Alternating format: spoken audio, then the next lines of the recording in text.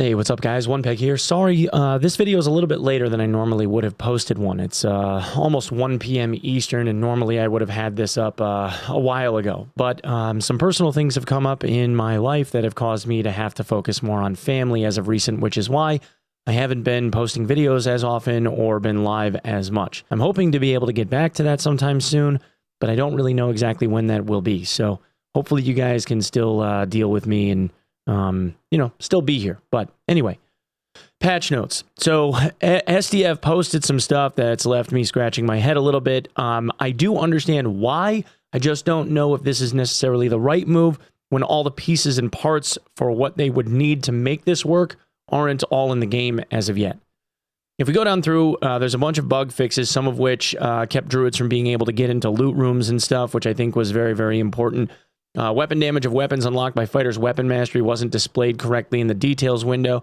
They fixed some other stuff where Banshee's forced relocation patterns weren't functioning properly, etc., etc., etc. And then we get to the game updates and balance stuff. Increase the maximum values when socketing gems. So we have an expansion on gem sockets and how much of a stat you can get from them. They also added the ability to gain all attributes from socketing as well. So now you can spend a gem or whatever rarity it is that you need to gain that stat, and you can apply +1 all to your gear, which is kind of huge. And this is where, I guess, the good news kind of ends. Game pools, mode, gear limit, and party size have been updated to the following: Adventure mode, artifact, trios. So that is unchanged. Now we have normal up to rare quality gear, trios only. So we no longer have like the low tier gear lobby and then up to rares with 3 different party sizes and all of that. This has been significantly reduced to trios only, normal rare grade armor, and that's it. You do have the option to not autofill party members still, but then we move on to High Roller. High Roller is up to artifact, solo, duo, and trio. So you have the ability to play as a solo or as duos in HR, and then obviously we have the trio status, but no more epic grade loot bracket anymore, and it went up to artifact, like unlimited ceiling. You're going to see a lot of really juiced up card swiper bros. Then they also are doing a test mode for community assisted enforcement system. Think of it like the tribunal from OG League of Legends or how Counter-Strike does it. If the community votes on someone from interacting with them enough, saying that they seem like they're suspect, they get assigned an outlaw status of those suspicious players, and the system will get tuned based on actual behavior data. Community marked outlaw accounts will be feature restricted, limiting their disruptive actions while they are under investigation. So same kind of thing with Warzone. You're going to have kind of like quote unquote cheater lobbies or whatever. In this case, it looks like they're trying to train some algorithm that's going to try to identify like suspect gameplay, maybe. But through this system, it will cause an in-depth manual review based on the developer comments down here on the bottom. It's going to trigger an in-depth developer review. A human is going to actually review that individual account and make a determination as to whether or not they believe that they're cheating for a ban. If they do get marked as outlaw in the interim, they're going to get stuck in, I guess, cheater queues. I don't really know what restricted means. I hopefully will never experience that myself, but we will see. What I can tell you, though, is that historically, they've done a pretty good job with their anti-cheat stuff from what I have seen of it and what I have heard about it. But there does seem to be a lot of like false positives where a lot of people are getting remarked as cheating and then found out to be not. The most recent of which was a bug where people were hitting like 30 dead spiders or something like that. That one tar part of that module with the spider pot in the middle, and you have like 30 or so dead spiders all like lined up, and you have one guy hit them all, like all the dead corpses, with a rapier because it does like that little slowdown effect, and then would more or less end up working like a lag switch because of all the pauses, and it would cause that account to get flagged, and then they would get temp banned while they got reviewed. So hopefully they can button up some of those more like weird issues and figure this out. The reporting system has been improved to allow reporting in more situations. The roar that Cerberus performed at the start of combat has been removed. So I guess he's just going to start going at people instead of like roaring and then going after people.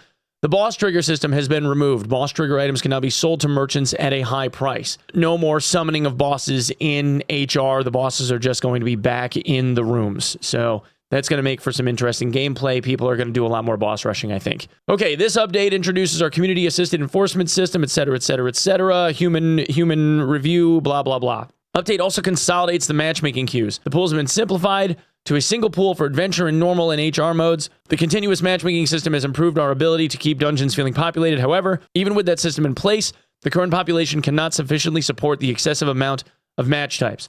I completely agree with this. The unfortunate reality that we are in is that the game doesn't have enough content to keep people engaged for a very, very, very long period of time.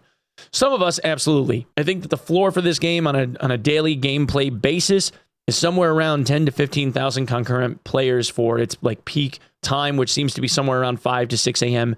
Eastern Standard Time. After that, it wanes off, and then somewhere around like 8, 9, 10 p.m. Eastern Standard Time, it starts to kind of pick back up, and then peaks somewhere again around like 3, 4, 5 a.m. Eastern. And I think that's somewhere around like 10 to 15,000 when you're halfway through, 3/4 of the way through like a wipe cycle.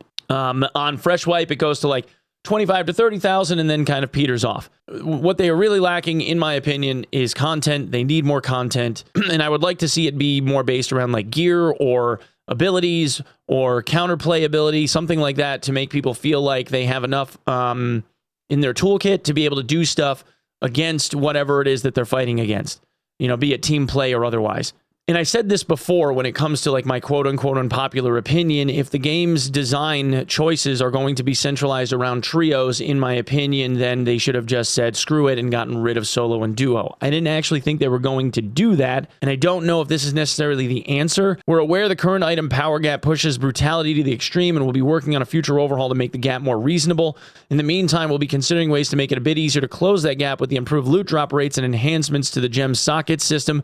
We thank you and see you in the dungeons. Again, like I said at the beginning of the video, I don't know if it's necessarily a good idea to like start modifying like pools of people and like queue amounts and team sizes and all of that when you don't have all the tools in place and the modifications to the systems that you're trying to modify to make it feel like everybody's a little bit more evenly keeled than, you know, some guy that's going to walk around RMT card swiping themselves into an absolutely maxed out full unique BIS set. That being said, I can understand why they did it, because you had what, five different queues, had 5 different queues across 3 different party sizes, so that's 15 times 3 different map queues, so that's 45 queues times 8 servers. That's a lot. Now we have adventure, normal, and HR, solo, duo, trio. So that's 5 party sizes now across that's five separate queues across 3 maps. We went from 45 queues to 15 per server. So it's considerably different, right? That's a third of what we used to have. So at the very least, the maps should feel more populated. Now, whether or not people end up continuing to play this, and I haven't even looked at the Steam chart data, well, that's actually interesting. The player counts have gone up. It seems as though if the game is going to get restrictive, people like that more. I don't even know how to take that. But yeah, I mean, like yesterday's player peak was 11,000, and today's player peak is 14,500. So I don't know, maybe it's one of those things where people are curious, or maybe they think this is a good idea overall. I haven't been in there personally to check it out because we've been doing some other things, and like I said, I've had some stuff going on in my personal life, so I haven't really had a chance to play a lot of video games. But yeah, I don't know. What do you guys think? I guess I'll just leave it to y'all. I know that this is going to be polarizing. A lot of people are going to be pissed that they're not going to be able to play like normal solo or whatever. I guess I agree with both sides. I don't really know how else to put this, but at any rate, I appreciate you guys for watching the video. Thank you for coming by. Thank you for lending me your eyeballs. I genuinely appreciate that you guys are here. Thank you so much for being here. I'll see you on stream as soon as I'm able, and I will see you in the next one. Okay? Come by the Discord if you want updates on where things are at and how things are going. In the meantime, yeah, I'll see you soon. Okay? Peace.